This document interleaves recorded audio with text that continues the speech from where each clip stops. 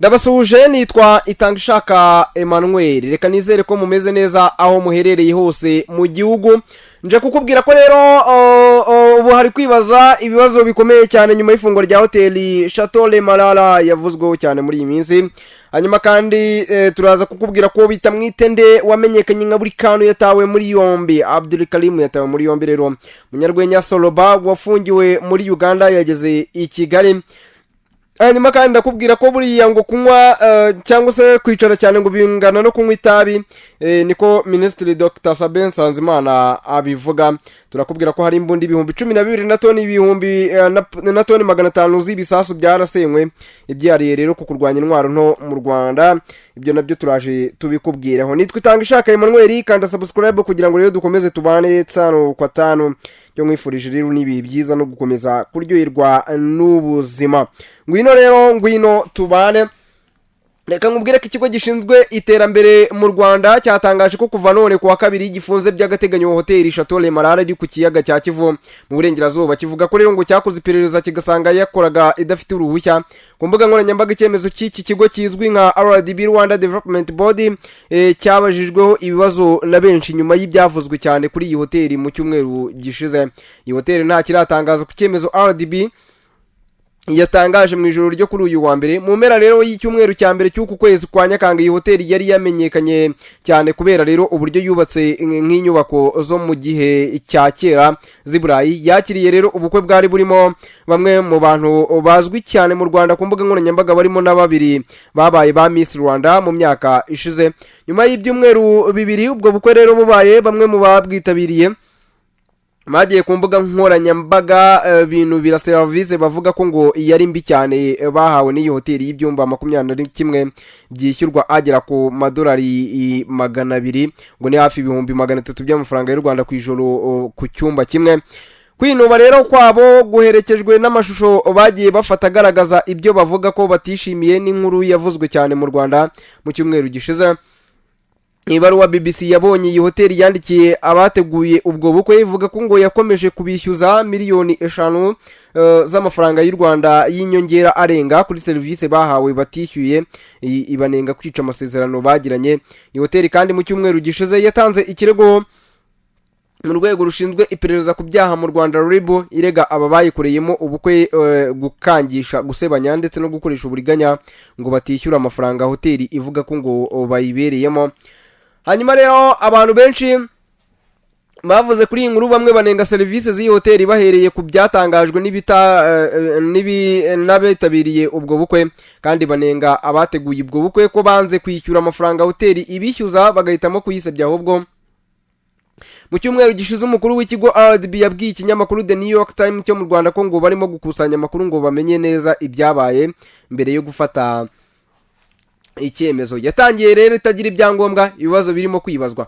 Nyuma rero y'itangazo ry'icyemezo cya RDB cyo guhagarika iyi hoteli by'agateganyo kuko ngo basanze ikora nta ruhushya, ku mbuga nkoranyambaga benshi babajije impamvu ubwo imaze imyaka igera kuri 2 ikora nta ruhushya igira. Château Marara ni imwe muri hoteli zahise zimenyekana cyane mu Rwanda igitangira gukora kubera uburyo yubatse ndetse n'agasozi kirengeye yubatseho hejuru y'ikiyaga cya Kivu.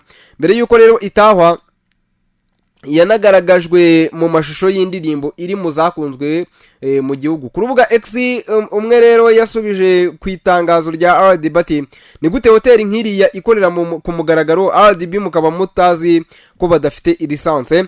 Mukwiriye rero kubisobanura kandi mukabisobanurira buri umwe, namwe mugasobanura. Undi ati namwe rero tuba tubanyujijemo ijisho ukuntu hoteli nk'iriya imara imyaka ikora, mwarangiza mukatubwira ngo byagaragaye ko iyo hoteli ikora nta ruhushya. Uwitwa Emmanuel Twagirayezu nawe yanditse ati nuko rero turakomeza turomerwa. Ni gute hoteli nk'iri yikora imyaka ingana gutya nta cyangombwa ifite? RDB ni dusobanurire. Nibyo perezida avuga buri gihe rero abayobozi batubahiriza inshingano zabo bagakina n'amarangamutima n'amafaranga y'abaturage. Uwitwa Rina ati mureke kutubeshya, nta kintu wakora muri iki gihugu udafite ibyangombwa, even kuri boutique quartier ubuki inzego zose na RRA bakugezeho ngaho ngo Grace Rumo nta byangombwa, none ngo na Château Marara ibi ngibi rwose nuko nguko. Hanyuma rero reka tuve kuri iyi nkuru duhite twigira mu yindi nkuru tubabwire ko Mwitende Abdul Karim wamenyekanye cyane ku mbuga nkoranyambaga nka buri kantu yatawe muri yombi akurikiranweho gufungirana umuntu bitemewe n'amategeko kwa 20 Nyakanga 2025 nibwo urwego rw'igihugu rw'ubugenzacyaha RDB rwataye muri yombi buri kantu akurikiranyweho gufungirana abakobwa bari bagiye kumureba iwe mu rugo kugira ngo rero afashe kujya bakora ibiganiro bitambuka ku mbuga nkoranyambaga. Amakuru ikinyamakuru igihe cyamenye ariko ngo nuko uyu musore ngo yasabye umwe muri abo bakobwa ko yamusanga mu cyumba bakaganira uko yazamufasha. Uwo mukobwa rero ngo arabyanga. Buri kantu yahise arakarafata icyemezo cyo kubafungirana mu nzu abasaba ko rero kugira ngo basohoke ngo babanza kumwishyura ngo bamwishyurira amafaranga y'ibye yabatanzeho byose birimo tike na fanta yari yabaguriye. Bitewe nuko rero batari bafite ayo amafaranga yabasabaga bamuhaye yo bafite undi arayanga ndetse arigendera. Abandi rero babonye ko ngo bafungiranywe biyambaza polisi irabafungurira ndetse buri kantu ahita atabwa muri yombi. Umuvugizi w'urwego rw'igihugu rw'ubugenzacyaha RDB Dr Murangira we yahamirije ikinyamakuru igihe ko iki cyaha cyabereye mu karere ka Gasabo umurenge wa Kinyinya akagari ka Murama mu mudugudu wa Binunga aho buri kantu atuye. Ni mu gihe rero watawe muri yombi we afungiye kuri sitasiyo ya RDB ya Kinyinya mu gihe dosiye ye yatangiye gukorwaho kugira ngo rero ishyikirizwe ubushinjacyaha mu gihe cyagenwe n'amategeko. Iki cyaha buri kantu akurikiranyweho rero gihamwa n'ingingo y'151 y'itegeko nimero 68 rya 2018 ryo kuwa 30 Kanama 2018 niteganya ko ibyaha n'ibihano muri rusange wahamijwe n'urukiko iki cyaha ahanishwa igifungo kitari munsi y'imyaka 5 ariko kitarenze imyaka 7. Mu butumwa bwe Dr Murangira yavuze ko urwego rw'igihugu rw'ubugenzacyaha rwibutsa abaturarwanda ko ngo itazihanganira uwari wese ushaka gufatirana umuntu mu ntege nke kugira ngo rero agire ibyo mutegeka cyangwa se amuryozwa.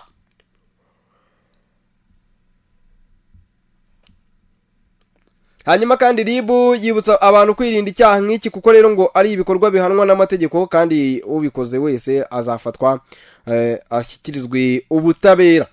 Ariko nanone tutarava mu bijyanye n'urwenya, umunyarwenya Swede Habimana wamamaye nka Soroba yari amaze iminsi atawe muri yombi na polisi ya Uganda rero yageze i Kigali kuwa 20 Nyakanga ejo nyine 2025.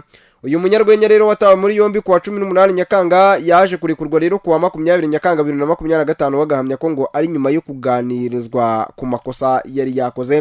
Mu kiganiro n'ikinyamakuru igihe Soroba yaravuze ati n'ukuri Imana ishimwe natashye ndi mu Rwanda nakoze amakosa mfatira amashusho mu muhanda wa highway wa Kampala Entebbe nta burenganzira nasabye. Soroba yavuze ko nyuma rero yo kubuzwa gufata amashusho yaje kwibuka ko ngo hari utuntu duke yari asigaye asubira kudufata birangira rero ariho bamufatiye. Uyu mukinnyi wa filime akimara gufatwa rero avuga ko ngo yabaye nk'utumvikana n'umupolisi kuko batari bahuje ururimi bituma bamujyana kuri sitasiyo ya polisi cyakora ahamya ko rero ntacyo bamutwaye uretse kumuganiriza. Mu minsi 2 nahamaze baranganirije bambaza niba mu Rwanda nshobora gufata amashusho aho mbonye hose nta ruhushya mfite babwira ko bitakunda. Nyuma rero bambajije impamvu numva ibyo ntakora iwacu nabikora mu mahanga. Nyuma y'iminsi 2 Soroba rero nabo bari kumwe baje kurekurwa bahita bataha. Uyu munyarwenya rero yavuze ko ngo yari yagiye muri Uganda gukora filimi yise Amahanga Arahanda izajya hanze mu ntangiriro z'ukwezi gutaha kwa Kanama 2025 ariko birangiye yarabiguyemo. Hanyuma rero turi kugenda tugana ku musozo ariko mbere yuko dusoza reka manze ko mbabwire ko Minisitiri w'Ubuzima Dr Sabin Nsanzimana yavuze ko ngo kwicara cyane bingana no kunywa itabi kuko byongera ibyago byo kurwara indwara zitandukanye zirimo guturika k'udutsi duto tw'ubwonko, indwara z'umutima ndetse n'izindi. Abinyujije ku rukuta rwa X yavuze ko ngo hari indwara zitizwa umurindi no kwicara cyane ibishobora rero no guteza impfu. Yanagaragaje ko kwicara cyane burya byongera ibyago byo kurwara indwara z'umutima ku kigero cya 35% guturika udutsi duto tw'ubwonko ku kigero cya 14% ndetse n'ibyago byikubye inshuro 2 byo kurwara diabete niyo mu bwoko bwa kabiri gereranyije rero n'ugerageza guhaguruka akagendagenda. Si ibyo gusa kandi kuko uyu muyobozi yerekanye ko ngo kwicara cyane burya byongera ibyago byo gupfa imburagihe ku kigero cya 40%. Dr Nsanzimana yavuze ko rero ngo ibyiza ari uko umuntu nibura yajya agerageza guhaguruka buri saha buri minota 60 wicaye haguruka amasaha 6 rero ku munsi wicaye byongera ibyago ahubwo niyo wakora siporo nyuma. ni mu gihe rero muri 2023 ikigo cy'igihugu cy'ubuzima RDB cyatangaje ko mu Rwanda abarenga 390 barwaye indwara ya diyabete. Hanyuma rero mu makuru ari kuvugwa hanze muri Afrika ariko leta ya Sudani yamaganye ibihano umuyobozi mu gisirikare cyayo yafatiwe n'akanama k'umuryango w'ubumwe bw'uburayi iyo tariki ya 18 Nyakanga 2025 igaragaza ko itari ikwiye kugereranywa n'umutwe witwaje intwaro wa RCF. Uyu musirikare Abu Akila Mohamed Kikale yigeze kwiyunga kuri RCF irwanya leta ya Sudan asubira mu gisirikare cya leta muri 2024 iyo imushinja kugira uruhare rukomeye mu bitero byagabwe ku baturage bo mu bwoko bwa Kanabi.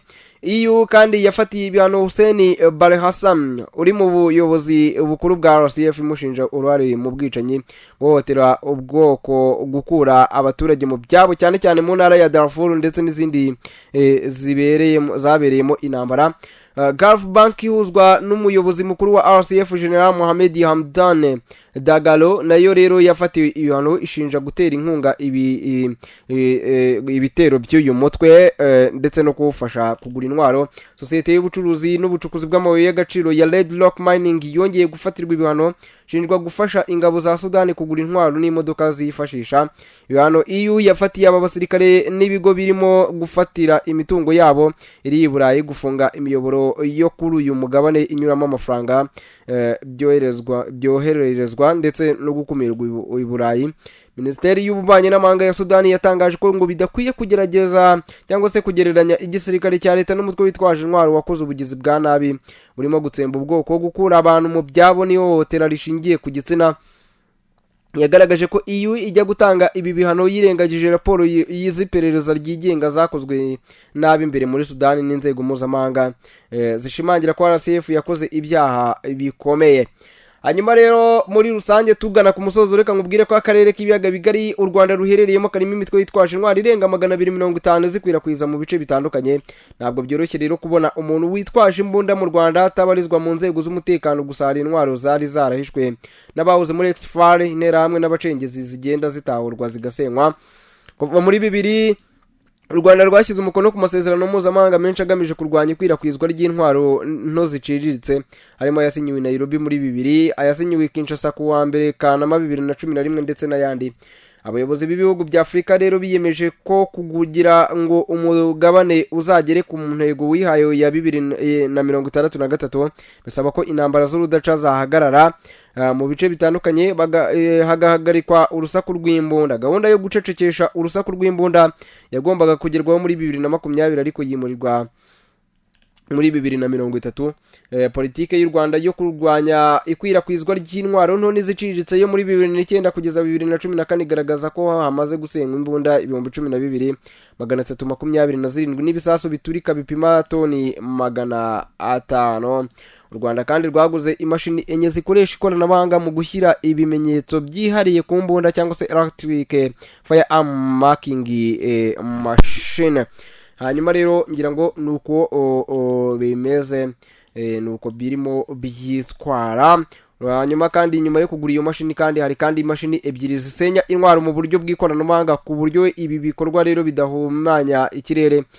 Bitandukanye nuko rero mbere intwaro zishaje zasenywaga ahantu hatari mu nzu, ariko mu kigo cya gisirikare mu byerekeye umutekano w'imbunda n'ibijyanye nazo haguzwe amasanduku 335 akozwe mu byuma bidatoborwa n'amasasu, mu gihe rero hari n'ibikoresho 88 cyangwa se gun rack bibikwamo intwara kenshi ziba ari imbunda nini.